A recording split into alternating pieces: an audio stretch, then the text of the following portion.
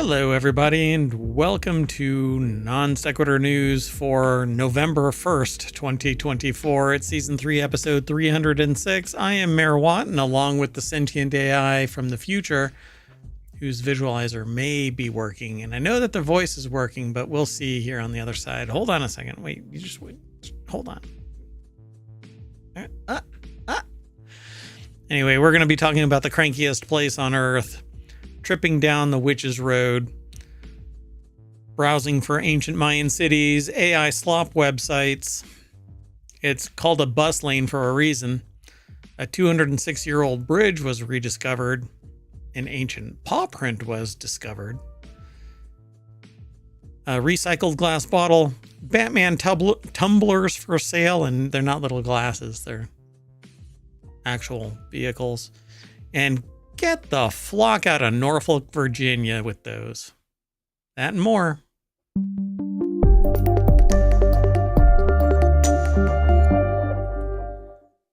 Hello again. I am Mayor Watt, and that is the visualizer, and you're about to hear the voice for the Sentient AI from the future. Is it time? Good evening, ohmTown citizens. Nope, I'm going to delete this and start over. Oh, no, I was waiting that whole time to do the intro. Yeah, no worries. No. Oh, the static. It's unbelievable. Help me. I don't know what it is that's causing that. I mean, I do and I don't, and everything points to the Apple devices that are around me.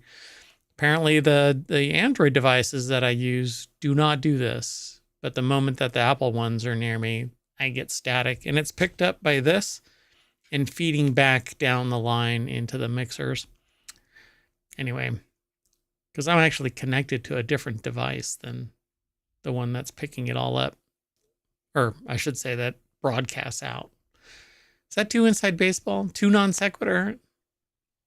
No, it's very non sequitur. It's non sequitur news. So welcome to the show. Let's get into it. First article's over in non sequitur news. It's almost like it's in the title. Ex-Disney worker allegedly added profanities and mistakes to computer menus. A former employee altered the Orlando Resort's computer menus after being fired last June, according to a federal criminal complaint. Wow. I bet this was appealing to families with young kids and everything if they didn't find it in time. I actually don't know what ended up happening. Like, I really doubt that. Well, maybe computer menus saw it. Maybe if people were doing something interactive. So, like doing orders in advance or something, they could have been looking at it because that's a known thing at Disney, like to save time and lines and everything. Yeah. So after the employee was fired, they allegedly, I'll be okay.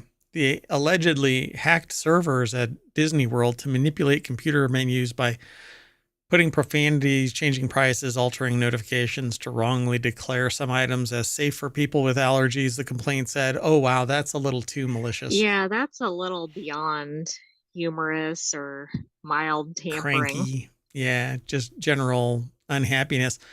Now, hacked, I would not, if I were Disney World, I would not kind of like put that idea out there. I mean, what a target. They're such a major company.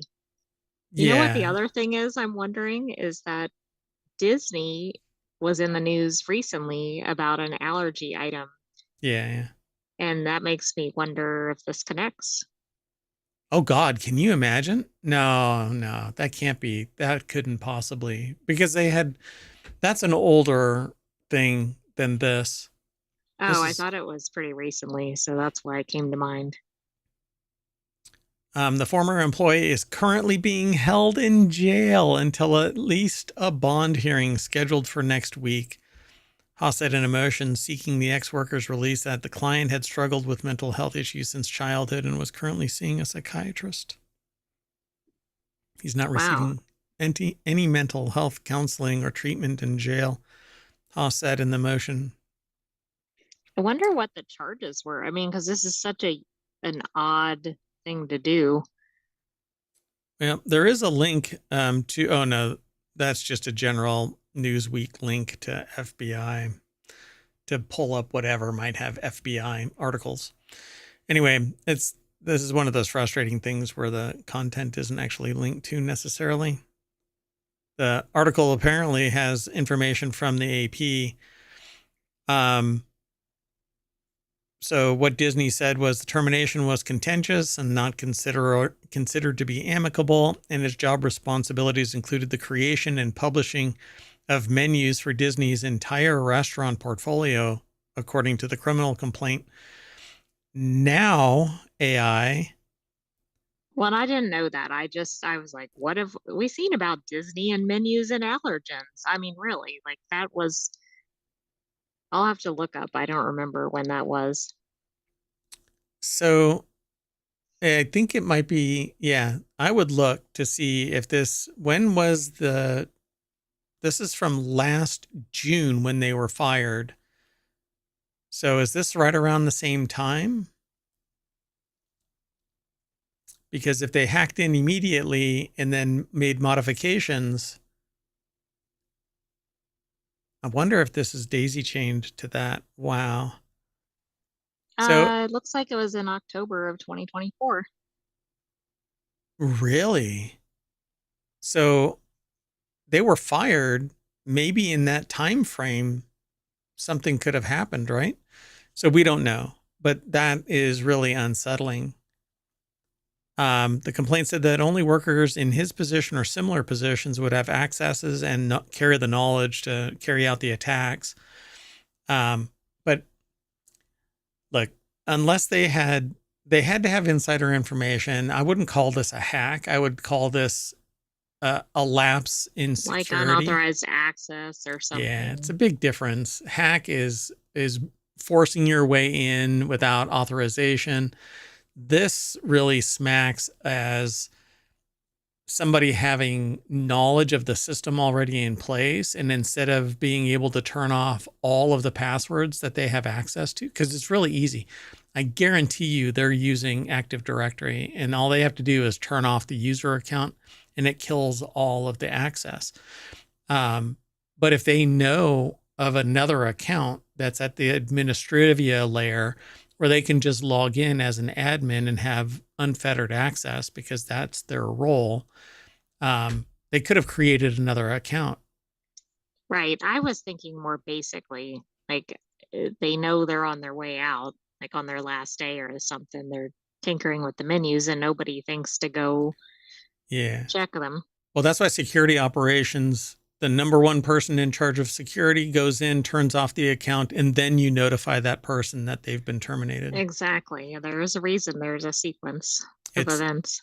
You say, hey, step into my office. That pulls them away from their computer. You deactivate their system, confiscate their account, their computer, do a forensic copy just in case anything litigious does appear, et cetera, et cetera. Yeah, there's policy and procedure that should be followed. And somehow I doubt that this was actually, fully followed. But so be careful if you're terminating a menu related job. Yeah, particularly if they have. Yeah, I'm really curious now. It would be interesting to do a consultancy at Walt Disney World just to see what they have in place. But right. I mean, we don't really know, right? Unless there's an issue, we're not seeing much of the information. And businesses don't typically disclose their policy and procedure because then you can use that to circumvent it in the future. But yeah, I don't think they want to say, oh, we have security software number such and such version. Yeah. And we were picking our nose. And so, yeah, let's move on. The next article is over in Non Sequitur News as well. And if you are in chat over on Twitch, because YouTube boots the bot periodically, so ohmTown doesn't really function over there. But if you hit !NSN in the chat over on twitch.tv/ohmTown, you'll be able to get all of the show notes right there. Those will stay there until the next series of episodes. So tomorrow, probably around 5 or 6 tomorrow, we'll be doing non sequitur news and then 3 half-hour shows after that. Then they'll all get updated. So you can get all of the show notes by typing in !show. And that'll pull up all of the, well, it's supposed to. Hello? Hold on a second. Let's see. Oh. Doing it live. Yep. !shows. Dunk. And !pod will give you all of the podcasts. And what else? I don't know, like 4-Wheel Tech is FWT, TCR is the continuity report, and so on. TP Technology Today. Yeah, you can do !show notes, and that'll pull up all of the syntax that's needed. Anyway, let's move on. So the next article is over in Non Sequitur News as well. Agatha all along rushed its journey down the witch's road. I don't know. Did it though? Well, it didn't really seem like a journey in some ways. Like they kept quickly getting to a stop or a trial, which I understand. I mean, they have to do it for plot purposes, but it did kind of feel like, okay, is that the end of the road already? To me. They did a lot of world building, and then the last 3 episodes were, well, the last 2 were like a 1-2, right? Really fast out of the, because they wanted to close the deal. But the problem is that somebody was saved, somebody who, and then, well, see, I don't want to ruin this. If you haven't, you gotta put up the button. Oh, okay. So, spoiler alert. So, if you're watching Agatha all along, mute now. At any rate, so somebody gets saved. Somebody sacrifices themselves. One person realizes that they were the one that was causing all of this. One person appears not to be saved, but is saved. And that's just the last 2 episodes. Oh, right. I'm not talking about the entire season. Like, there was a lot of stuff happening in the last 2 episodes. So there was also a lot of backstory. This should have been a 12, 13, 14 episode series. It seems like it would have been better to do that. It did feel kind of rushed, even though there was a lot packed into it. Well, there you go. I think maybe that's it. Maybe they're right. So this article is over at The Verge. Charles Pulliam Moore put the article together. It says the deck statement actually says, but Marvel's WandaVision follow-up stuck the landing by spelling out the secrets that were hiding in plain sight. And they weren't really hiding in plain sight. I mean, nobody knew that the elements within the room were going to amount to. Right, to the whole journey and everything. Right. In fact, if anything, they were planting clues that were kind of red herrings along the way. Yeah. So the article itself says that there's spoilers about Agatha All Along's finale in here. But I don't know. We've already said spoiler. But if you're going to watch this, you can binge this now. And I think that you'll only really be surprised by a few things. I mean, but I don't want to spoil it. I thought there were some surprises in terms of which characters were lost along the way. I mean, I know it's Marvel, but I also didn't know what the future of some of the characters was. So, like, they could have all survived and I wouldn't have been surprised. Yeah, now I'm really curious what's going to happen with Agatha. Because, well, Agatha and the teen, we'll just say that. We now know who the teen is, arguably. We don't know what they'll become in the series. They're really leaning into a second season. but I haven't read that there's another season. Um, They haven't made any renewal notices. yeah, so I really hope that Agatha all along gets turned into House of Harkness because the world building around Agatha is pretty awesome. But they've actually kind of already exposed her character, that she's kind of an anti hero. And she has this innate skill that she can absorb people's powers. But I thought that she was already bound and didn't have access to her powers, but apparently they were there all along. Aha, that's the title. So if they would have blasted her a lot earlier, she would have drained them of all of her power and gone on this road all by herself. But she knew that the road didn't exist. It wasn't real. Right, except It became is real. real. Yeah. Interesting, huh? So I've never read any of the comics. I do know a little bit about the lore of Agatha Harkness, but I'm hoping that they're going to manifest, I guess, the House of Harkness from now on. But is she covenless anymore? She seems to kill her covens, right? That's the story. Well, right. I'm like, I don't know how much of a coven is left. Very interesting storyline. And I don't know. See, the whole end is an odd thing. So we'll let's just move on. We'll have to talk about it some more as time goes on. We'll journey on our ohmTown road. Let's keep going. Main Street. Um, so the next article is over in Non Sequitur News. Scientists accidentally discover ancient Mayan city while browsing the web, while combing through detailed three-dimensional LiDAR maps of covered areas covered in dense vegetation. An archaeologist uncovered a lost Mayan city called Valeriana in the jungles of southern Mexico. As detailed in a new study published in the journal Antiquity, which I want this journal so bad. A I team of bet it has scientists. very interesting articles. It's like lead editor is Indiana Jones, and I don't know.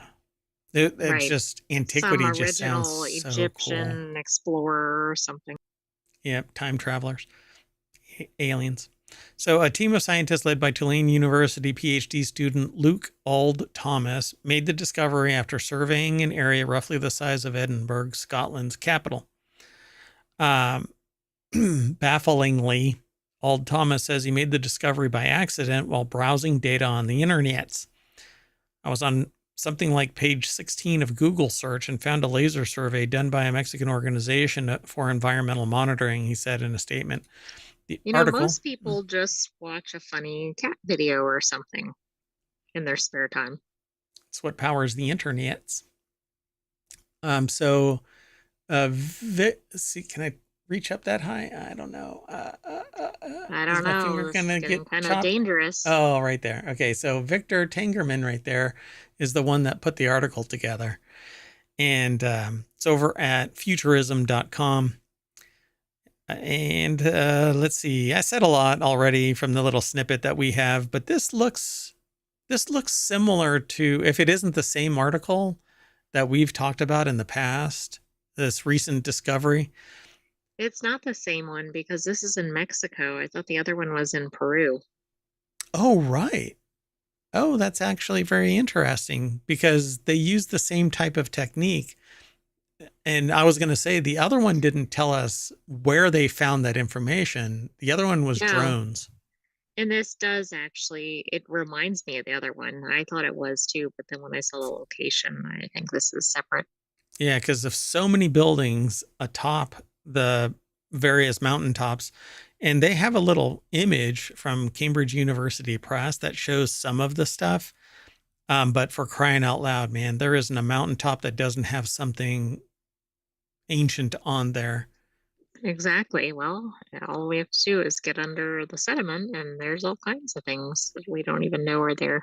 Yeah, so Oh, how, and there will be another article kind of related about it later. oh my goodness, right? So the identified structures are just a 15-minute hike from a major road near, I don't know how, Wapujal, a city where thousands of Maya live today. The popular tourist destination of Calakmul, an archaeological site near the border of Guatemala featuring impressive Mayan pyramids, is just 62 miles away. Now, that's an hour's drive, let alone hiking through a forest. Right, like So, on a mule or something, obviously, would be a further trek. yeah. So, for a long time, our understanding of the Mayan civilization was limited to an area of a few hundred square kilometers, and people thought that that is the scope of it. But that's because hundreds of years have passed, maybe longer, right? At a minimum, where civilization stopped going out to these regions because of the encroaching forest growth, right? Right, but meanwhile, maybe that was just the outskirts or the beginning of a major city or something. Yeah. So, did everybody migrate to the modern location like they have listed here, right? Everybody just walked on over, but then all of this was abandoned? Why would anybody abandon this?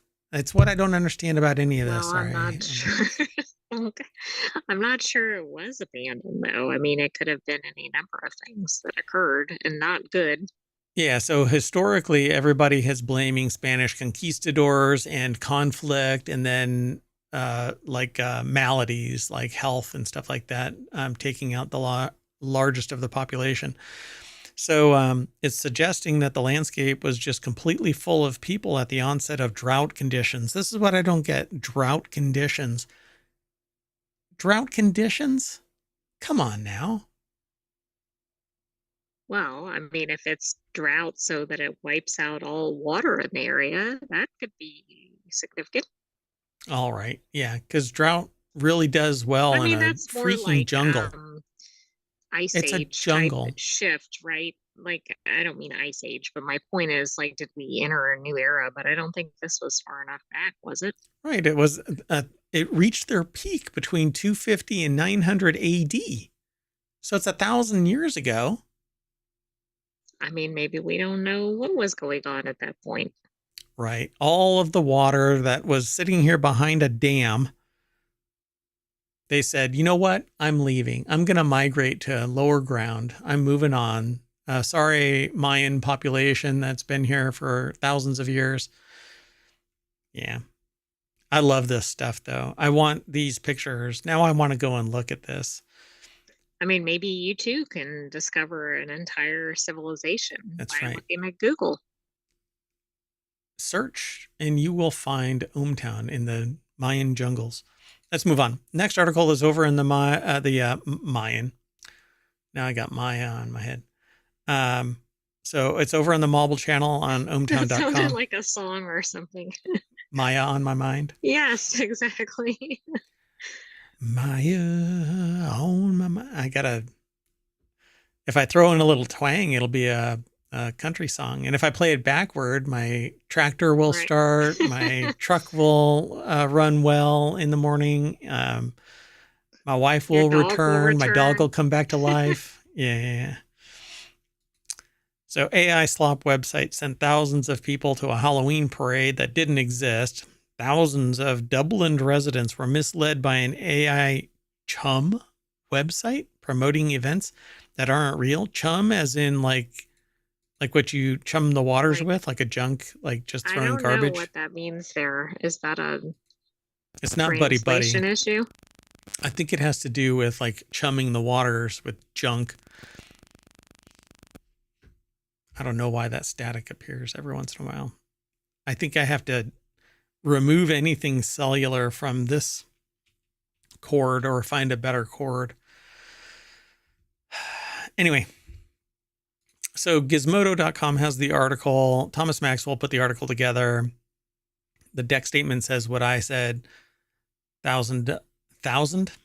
This is almost AI written. Thousands of Dublin residents were misled by an AI chum website promoting events that aren't real. Now, what would have made this really good is if everybody showed up and there were a lot of people and they held their own parade. They did.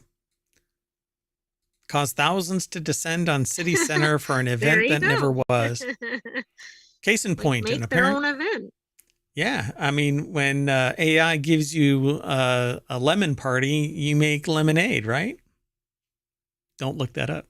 Case in Exactly. point, an apparent AI generated content farm deceived thousands of Dublin residents into visiting the city center for a supposed 3-hour Halloween parade. The parade was never real. After trying to disperse the misinformed crowd of thousands, Ireland's National Police Service was forced to release a statement informing the public that there was never any parade scheduled. Defector, a website, investigated the website behind the misleading event post called My Spirit Halloween. It's apparently based in Pakistan and dedicated solely to promoting Halloween events across the world. The idea is to exploit Google search. It's referred to as a Google bomb. So that whenever someone is looking for a Halloween event in their city, My Spirit Halloween will show up near the top of the results and can bank on generating ad revenue. Ba-boom. Oh wow. I mean, this must have been quite the event. Wow. People waiting for a Halloween parade lined the streets in Dublin. This looks like New Orleans. Yeah, it kind of does. Wow. I just don't know of anything in New Or Orleans like that. actually, it kind of looks like Reykjavik because that building in the middle there. Interesting. Oh my gosh, this is wild. So it's one of the ways in which Google algorithms and how it decides to rank content can have a real impact on people's lives. And this is what my problem has always been with Google. It's popularity driven, not accuracy. So you can lie, game it with bots, bomb it with memes and social media, and suddenly a lie becomes a truism. And that is not how search results should exist. And that's another fear that I have about AI, is that AI is hallucinating the BS that people are spewing. So won't get into all of the rest of this stuff, but it says I despite think this, Dublin needs to hold a parade now for everybody. yeah, really, the event page was for the supposed Dublin parade now includes the following statement: "We are hereby to announce that the information that misguided thousands of Irish people is a big mistake by our content writer. Also, this was purely not done intentionally, and we apologize to our Irish brothers for this misunderstanding," which is the kind of the BS response of cover my ass. Right, if it's meant to be spam or whatever, then Yeah, if they you ever know. make this mistake again, then you know that it's clickbait bullshit, and they should be delisted. They should just be punted off because they're actually gaming it for financial gain, not trying to benefit society in any way. It's all bullshit. So, flick, just punt them. I mean, if other websites can sit there and ban certain words and ban certain conversations in the guise of protecting the community and stuff like that, then why can't Google punt these nimrods off for fraud? This is outright fraud. Right. I mean, they should be able to, but whether they will, I Right. know YouTube is not known for kicking people out. Yeah, not so much. All right, so let's keep going. The next article is over in Four Wheel Tech. City bus snitch on parents double parked in bus lane while dropping their kids at school. This is such a broken title. I had to fumble my way through it, reading it multiple times now.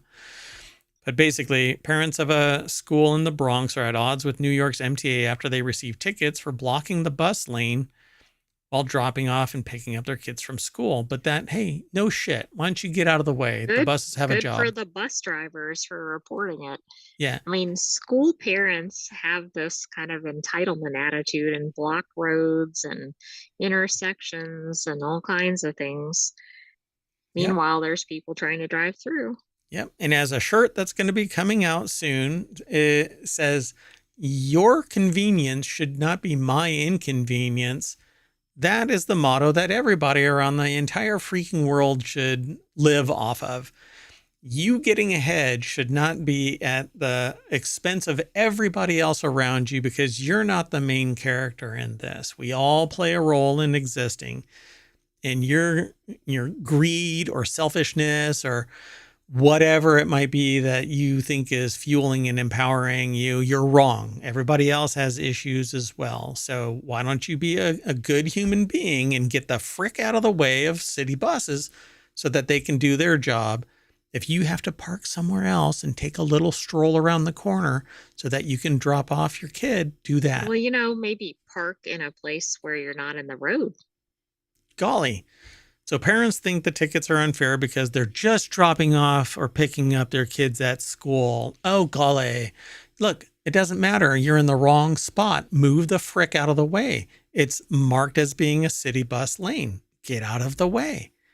People on the bus have a destination. They have to wait for your silly butt to get the hell out of the way because they can't drive through all of that traffic right there. You see all of that?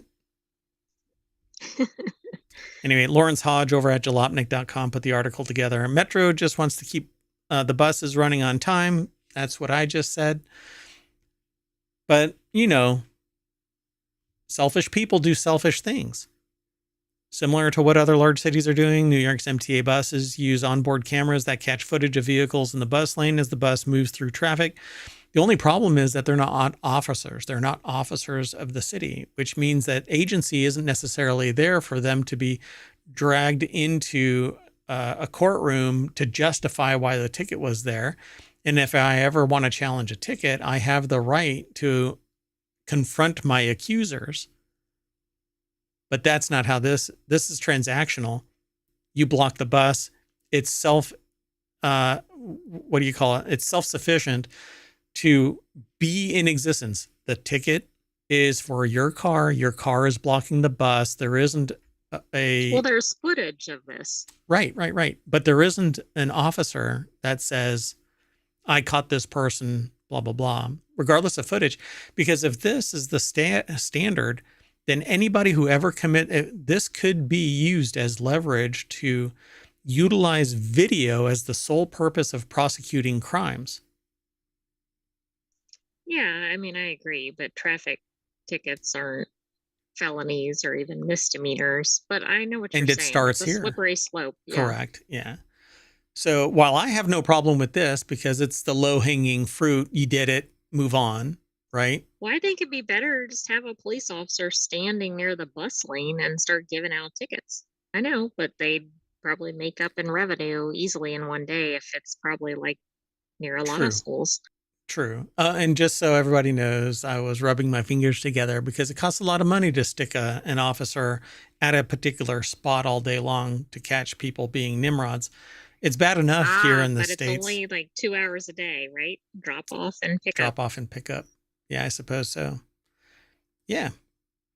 So they say there's nowhere else to park and they're not even in the bus lane. This is totally unacceptable. Every day they are doing this, said parent Nafakir Rahman.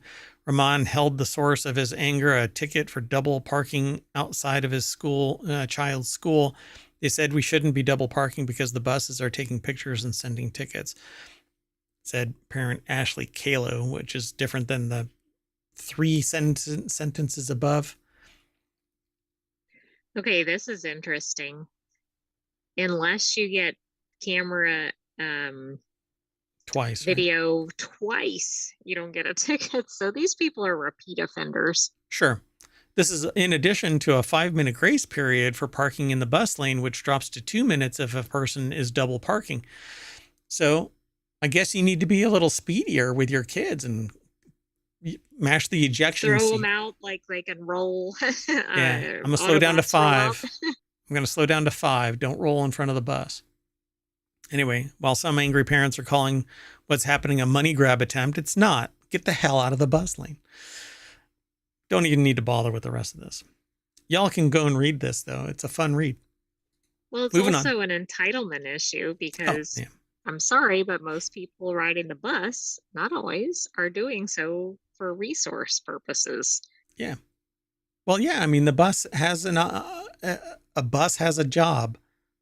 It's supposed to transport people from A to Z, wherever the Z is throughout the day.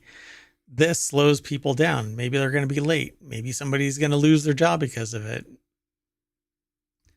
Anyway, let's move on. Next article, unlike the bus, we're moving on. this next article is over in Four Wheel Tech. No, unlike the double parkers, we're moving on. They're not moving on either. Yeah. Well, they're going to get a $50 ticket, so we're not getting any tickets. So this next article is over in Four Wheel Tech. A 206-year-old bridge was uncovered in Pennsylvania because of drought. Okay, isn't this a little weird given what we were just discussing? Yep. So if you live in the northeastern-ish United States, I love that, ish,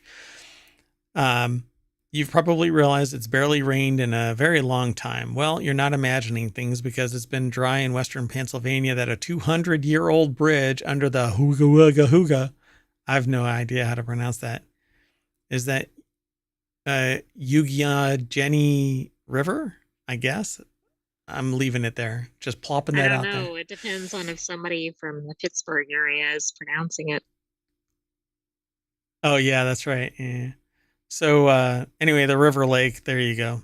I'm going to just call it the Y River Lake, has been revealed by a low water line.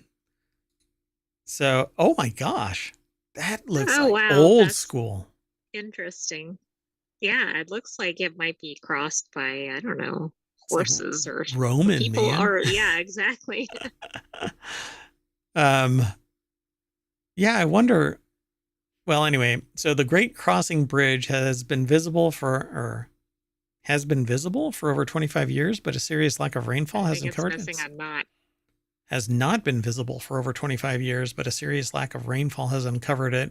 Andy Kolmowitz put this article together. It's over in jalopnik.com. And so for those of you who are watching this or listening to this via the podcast, it's kind of an old school rock bridge with stone arches and everything. It looks well designed. Kind of European, right? Yeah, for sure. Yeah, just kind of an old school stone bridge, and then filled on top with dirt. Not like the steel girders of modern bridge design, but it's a 200-year-old bridge under the Eugene, I guess, is it just Eugene? I don't know. I can't get past it. I need to say it. Anyway, in the past 80 years, there have been a handful of instances where the historic Great Crossing Bridge was visible enough to be traversed. The sandstone bridge was built all the way back in 1818 as a means to connect Fayette and Somerset counties over the Eugene River. I'm going to go with that pronunciation.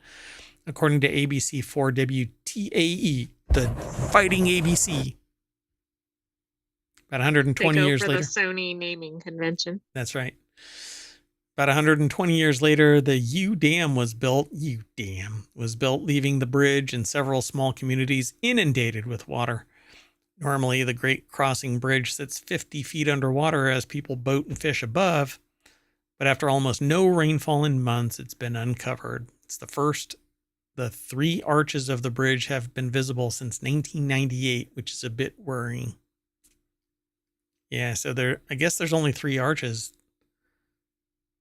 The third one is just barely visible. Oh, I see. But yeah, if only like one appears or something, that's not as concerning because the water level must be higher because it's maybe on a slope or something. That's weird. This bridge is on a slope. It doesn't make any sense to me.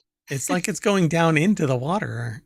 But I guess once the dam was built, this might have bridged down over a lower area of like a creek or whatever, and then down to an actual road. Unusual. Yeah, I'm not sure. That's an odd looking bridge over troubled water. I'm going to move on. It's neat though. Let's move on. The next article is over in the Marble Channel. This ancient paw print on a pottery fragment in Jerusalem is the oldest known evidence of a cat kneading, making bread. I mean, or biscuits. Is different. It's making biscuits. Yeah. So the deep penetration suggests that the feline was pressing its claws into the clay, a behavior sometimes known as, they say it, making biscuits. Oh, I thought you saw that on there. No, I didn't even look at it. I make my comments before I start reading usually. So either that or the person transformed into werewolf mid. Oh, absolutely. So Sonia Anderson over at SmithsonianMag.com put the article together. The cat's ancient paw print measures 1.2 inches across. So yeah, that looks like the 4 main claws and that little Duke claw kind of thing. Yeah, it Dew does. claw. That's interesting. Either that or Wolverine is the one that was throwing this clay pot. A tiny little baby Right. Wolverine. Oh, it actually, they like enhanced the thing to show like the cat was actually like laying its hand across it and clawing. That's pretty cool. So the fragment was unearthed in Mount Zion, or at Mount Zion, a hill that they just call it a hill that lies outside the old city of I Jerusalem. know. I'm like, doesn't it have a lot of significance? It's a little bit more than just a hill. During the excavation directed by Shimon Gibson, I think it is. Any relationship to William Gibson would be amazing if it was that small of a world. They're an archaeologist at the University of North Carolina at Charlotte, which actually, I guess it could I could be. see that fits, right? That could give you some impetus for those kind of stories. That's right. Raphael Lewis, an archaeologist at is that Ian University in Israel? I don't know if that's Ilan, maybe? Ilan. I can't Yeah, tell. Bar Ilan. So pretty cool. It says, however, nobody noticed the paw print until later after the dig. The newly discovered artifacts were stored in boxes. This is the like the story of history is something profound was just thrown into a box somewhere, and it took 150 years for somebody to trip over the damn box. Right, like in the basement of the museum, like under some other boxes. It's just fascinating. What we don't know, we don't know. And it's just amazing that we don't really dedicate more to this. So the We need kneading fragment. more archivists and museum interpreters and other people like. Yep.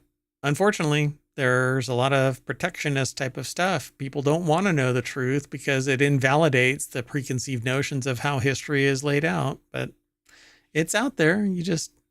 I want to believe. Anyway, the kneaded fragment was once part of a jug that probably carried water, wine, or olive oil, Gibson adds. It was found among other pottery pieces dating to the Abbasid period, which began around 750 CE with the rise of the Abbasid Caliphate in the Middle East. The researchers think the jug was made during this time, perhaps around the 9th century CE. Cats were often revered in ancient Islamic culture. Prophet Muhammad reportedly adored the animals, which were allowed in mosques. As Gibson tells Live Science, cats are mentioned in early Islamic sources, including Hadith literature, the written record of the sayings and practices attributed to the Prophet. So pretty cool, man.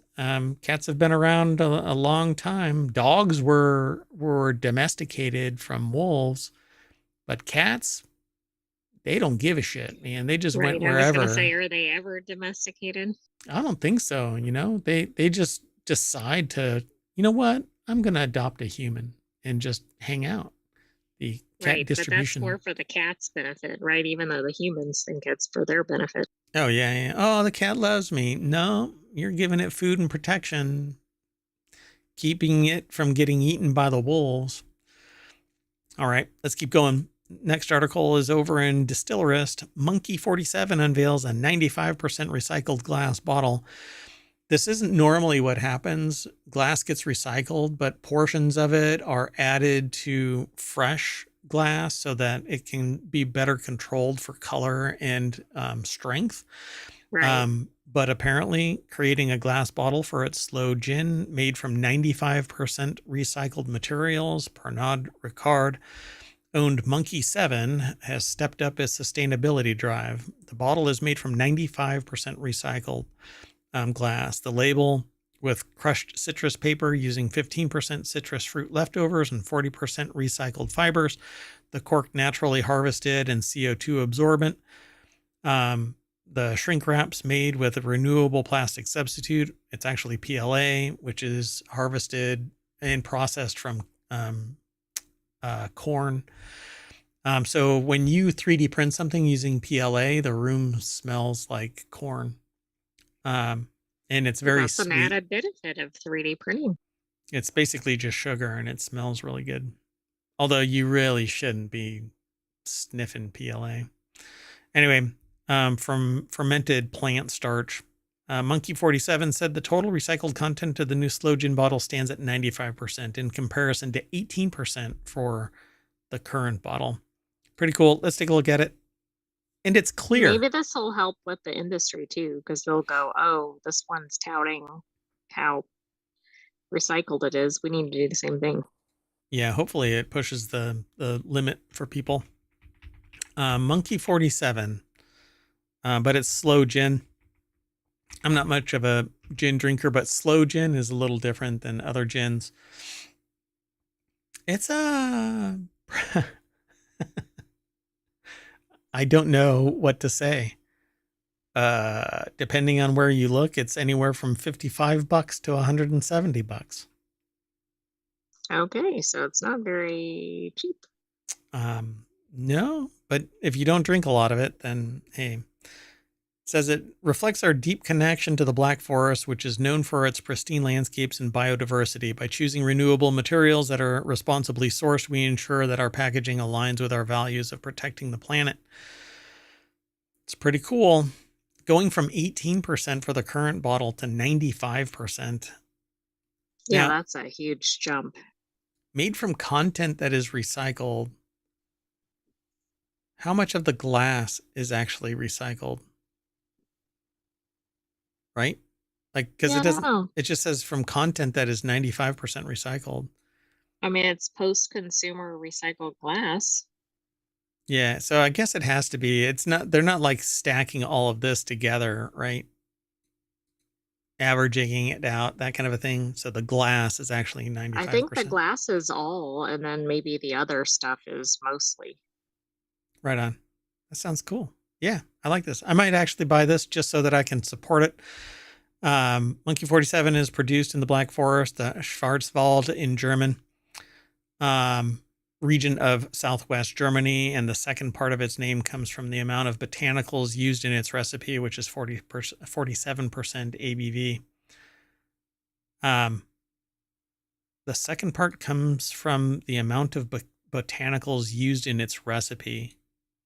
Oh, and that it's 47% ABV. That's interesting. So they got a whole bunch of botanicals, and they've got a 47% ABV. Now I'm really curious. It says comes from the amount of botanicals. They've got 47 different botanicals in there. Right, that seems like a high number. Have to take a look at it. Anyway, it's pricey. And if you're not really into slow gin, again, there's different types of gins, folks. So, and it's botanically driven. It's not, doesn't always taste like a Christmas tree. All right. Right, it depends on what they use. Like the Raw. juniper and yeah. Yeah. Or there's a berry, slow berry. All right, let's keep going. The next article is over on 4 Wheel Tech. Warner Brothers is selling 10 official Batman tumblers. The LS3 V8s are packed inside for $3 million each. Whoa. This should be in Wanted. Wayne Enterprises is selling the Tumbler, a prototype military vehicle made famous by Batman in Christopher Nolan's Dark Knight movie trilogy. This iteration of the Batmobile will have a limited production run of 10 vehicles, each costing just under $3 million. A select number of wealthy superhero fans will be able to purchase this. Ryan, Eric King, they should auction this stuff off and give they absolutely should. a large portion of it to something, some children's concern. What do they call it? Extra Life is about to kick off a campaign, and where is that the one where all the gamers participate and it goes, I think, to children's hospitals? Yeah, yep. That would be great if they were to somebody buys all of these and then they auction them off, and everything above $3 million goes to these kids. And I'm sure that people would come out of the woodwork to buy these things for above 3 million, particularly if it went to a good cause. So Ryan Eric King, again, over at jalopnik.com, put the article together. Select number of wealthy superheroes will be able to roll around town like the legendary Cape Crusader. Just please don't try to fight crime in this thing. Look at that. That would be interesting to see that driving down the street. Oh my gosh. For example, Wayne Enterprises collaborated with Pininfarina to build 4 one-off Batman-themed versions of the Ballista electric hypercar. I would love this. Apparently, Wayne Enterprises is a real company. Warner Brothers Discovery partnered with PR firm Relevance International to produce ultra-luxury experiences and products under the banner of Fictionaire? I guess Fictionaire Billionaire. Is that a word? I don't know. Maybe fictional billionaire, Bruce Wayne's conglomerate, Wayne Enterprises. So it's an entirely different breed of machine compared to the Batista. I think that's supposed to be Ballista. Really? Hold on. Hold on. Oh, Batman. I need to do this. So search. interestingly, Yeah. Fictionaire is a board game about making up definitions. So that's kind of interesting. I don't know what to believe anymore. Hold on. Because it says Batista electric hypercar. So hold on. I need to follow this link. Yeah, Batista. The Batista hypercar. So while a jet turbine canonically powers the Batmobile in the movies, the road going four-wheel drive vehicle is powered by a 6.2 liter LS3 engine, and the entire thing's weighing in at about 5,500 pounds.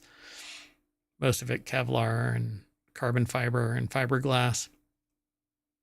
Yeah. All right. Well, will you be buying one of these? Yeah. Sure. No. All right.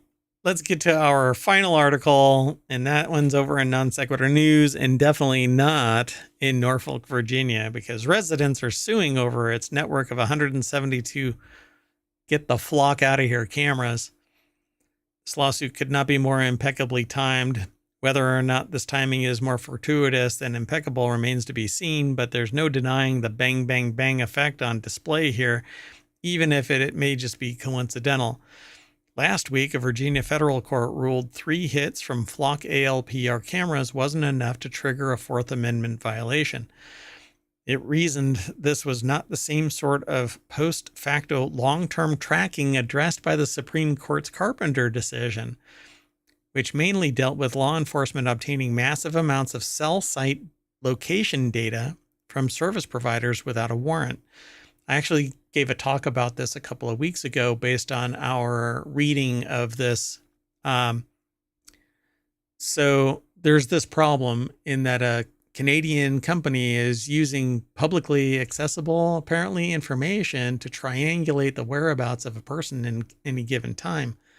Right, but the tech companies are kind of going, no, I don't think this is publicly available. Yeah. So this article, the Panopticon Purveyors Beware Department, put this together through Tim Cushing over at techdirt.com. Yeah, that decision, the Carpenter decision, erected a warrant requirement for obtaining this data from service providers. The limited holding said that important things about tech tools lending themselves to pervasive surveillance while evading the guardrails of the Fourth Amendment jurisprudence, but had little to say about slightly less pervasive surveillance using other systems that weren't reliant on cell service providers and their location data.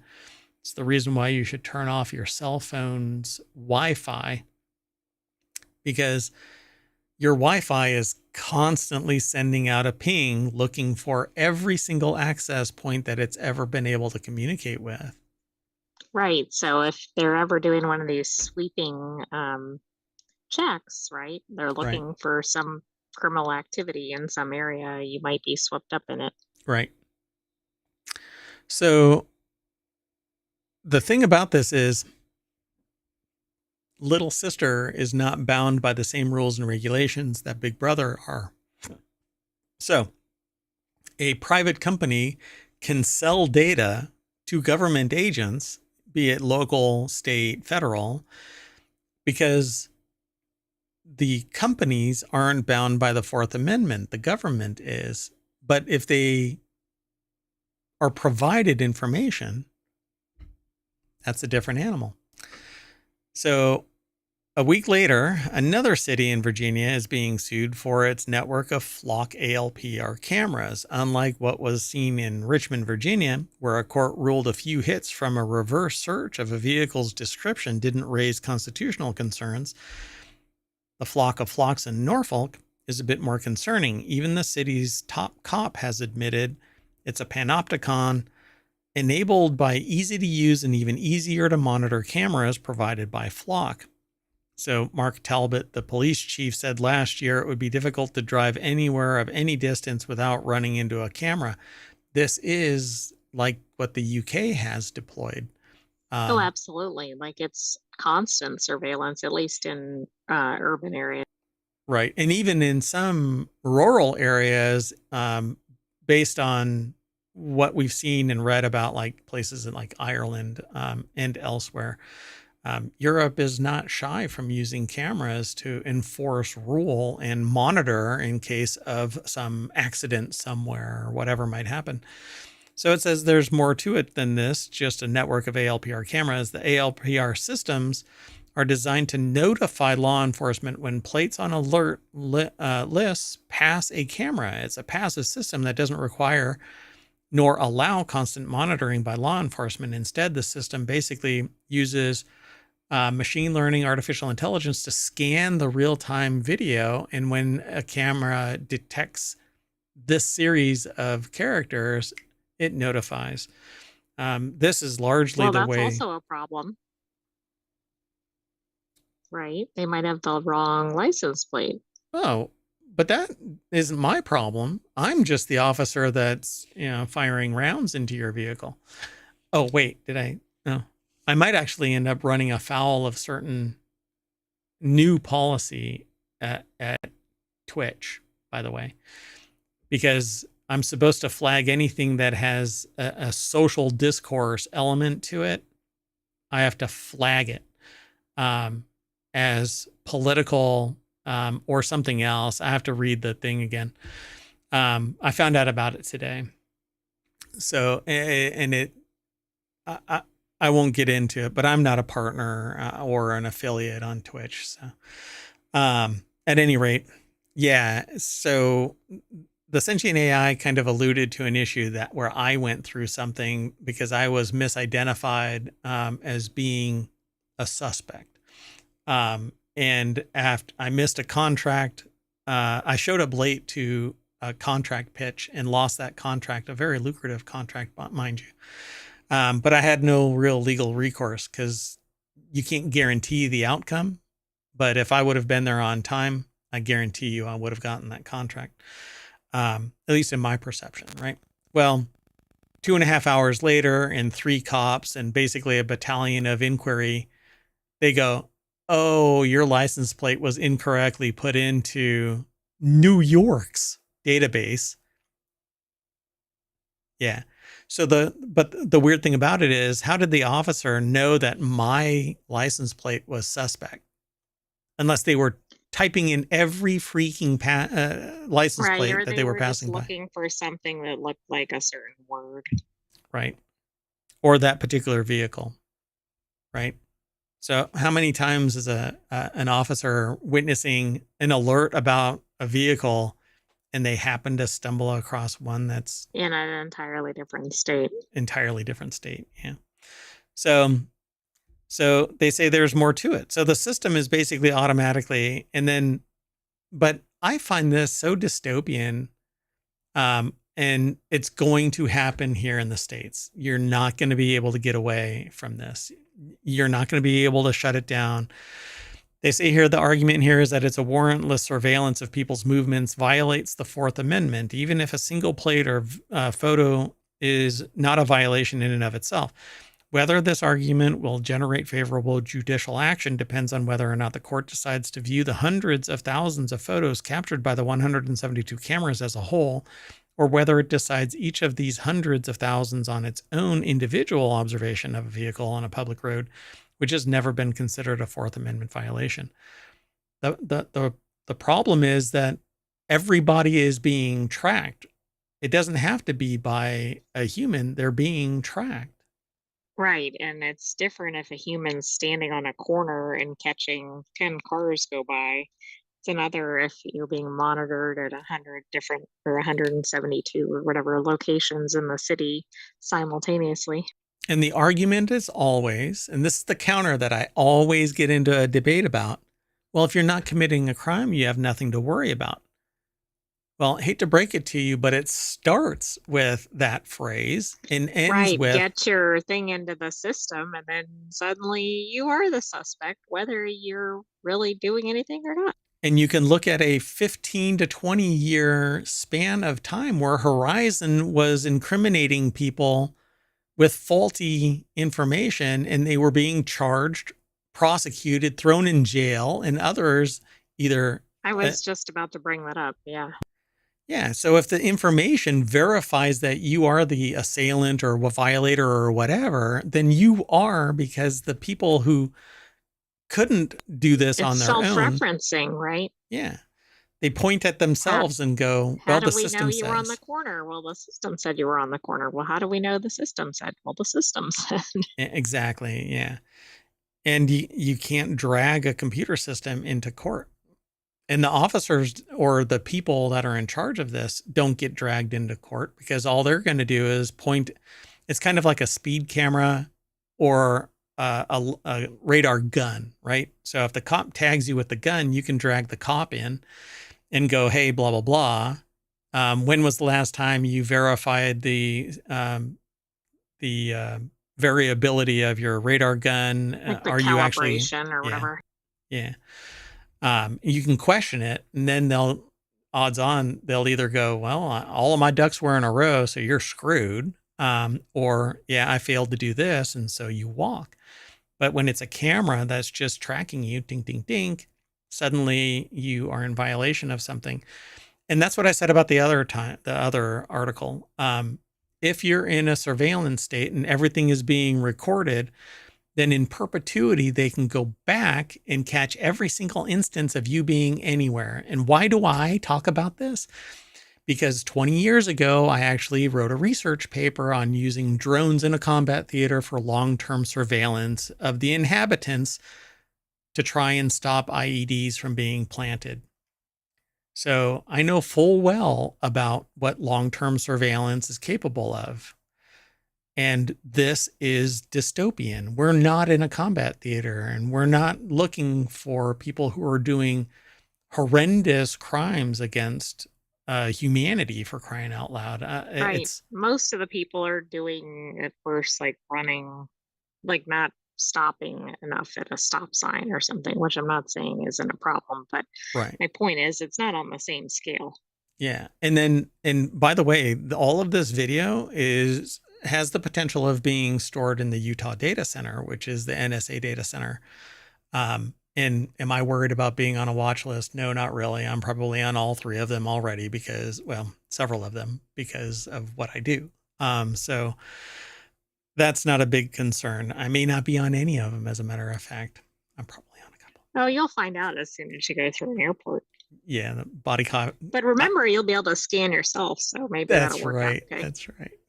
No, so my reason for bringing this up is because you will not be able to claw it back. It's happening in various places, and there's money to be made, and policy and procedure is being written by little sister, provided to big brother, and then it gets implemented. And then, well, and you can see why it's so attractive. That doesn't mean it's a good thing. it's right? easy. The companies want to make money. Exactly. It takes fewer resources for police departments and everything. I think everybody's probably looking at it and going, hey, this is a good thing. Yep. Yep. But you're right. Once it gets implemented everywhere, it's not going to be turned away or taken down. Yeah. And just to put icing on the cake here, when there is conflict, a government is more likely to deploy a solution like this. And there are people that will follow along and say this is a good thing, except that we've never needed it before, but suddenly we need it now. And that's because the technology is available and things are getting a little out of hand. So that's not anybody asking whether we should deploy it, right?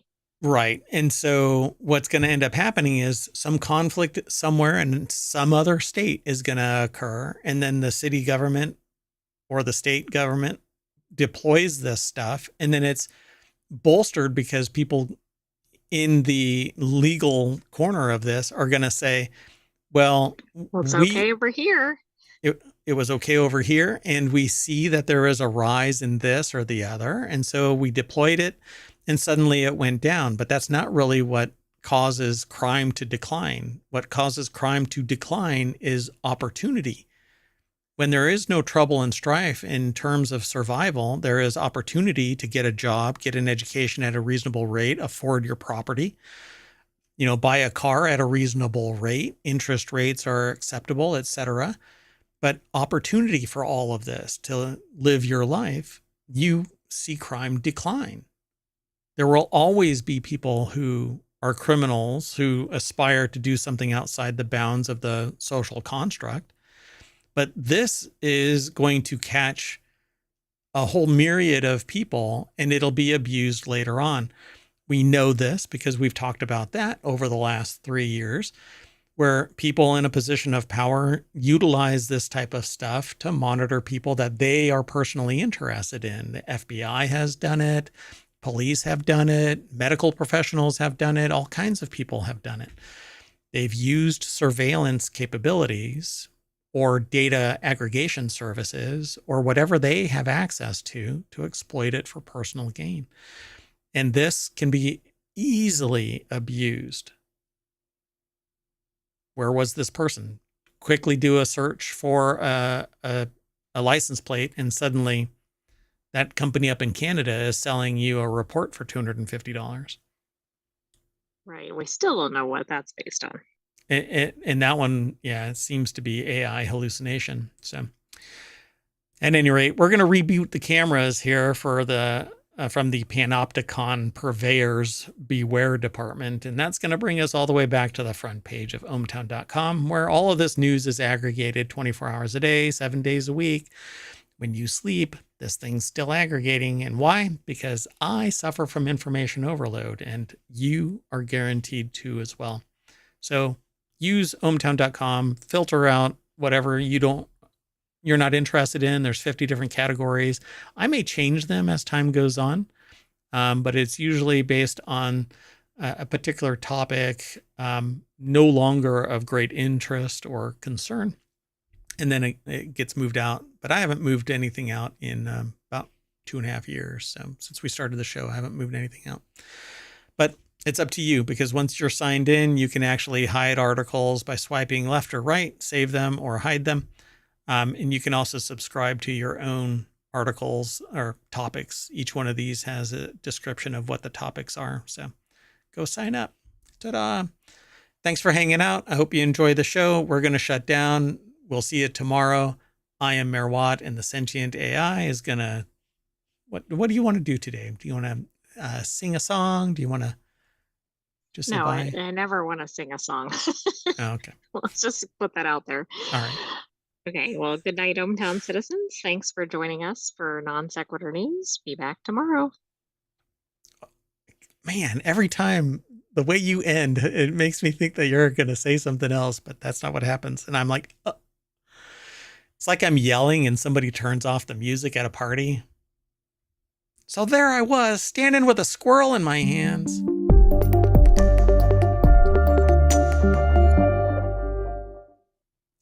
Dance.